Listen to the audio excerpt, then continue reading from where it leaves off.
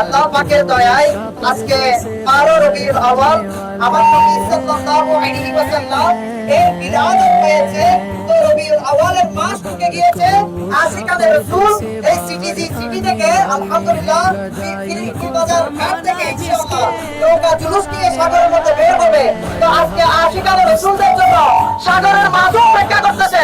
শুধু আমার নবীর মিলাদ বানাবে সরকার কি আমার কাটি আমার আজকে শুধু আশিকানে রাসূল নয়, সাগরের মাছও আজকে আমার নবীর জুলুসে মিলাদ হবে।